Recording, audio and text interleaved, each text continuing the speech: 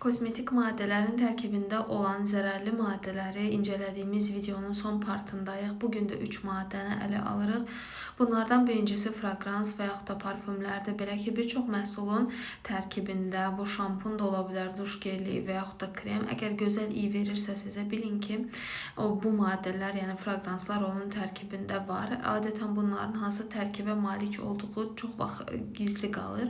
Amma insan bədənində allergik reaksiya, baş ağrıları, daha sonra hormonal balansın pozulmasına səbəb olur və həmçinin də sinir sisteminə zərər vurur bu maddələr. Növbəti maddə qrupumuz isə mineral yağlardır. Bura aiddir məsələn parafin və yaxud da petrolatum kimi.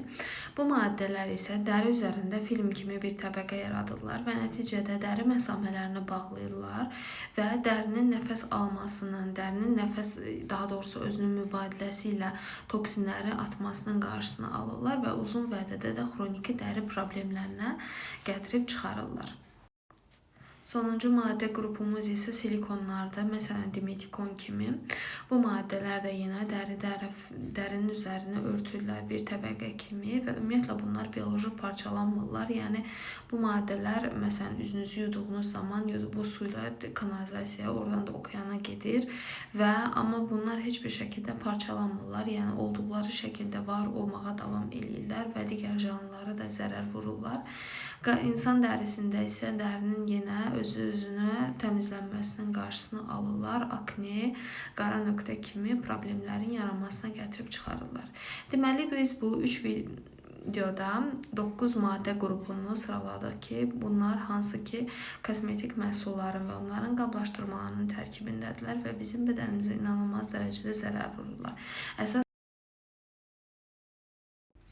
Bunlar bədəndə hormonal balansın pozulmasından tutun da müxtəlif allergik reaksiyalar, daha sonra dəri problemləri, dəri xəstəlikləri, ekzema öz növbəsində gətirirlər. Yəni bu məhsulları istifadə edirlər ki, bir çox şəxs dəri problemlərindən qurtulsunlar, amma əvəzində dəri problemi almaqla qalmırlar. Həmçində hormon sistemini, insan bədənindəki hormonları funksiyasını, normal işləyişini pozacaq, qadın və kişidə sonsuzluğa gətirəcəyə qədər ciddi problemlərə səbəb olurlar və düşünməyin ki, bu balaca bir kremdir, bundan heç nə olmaz.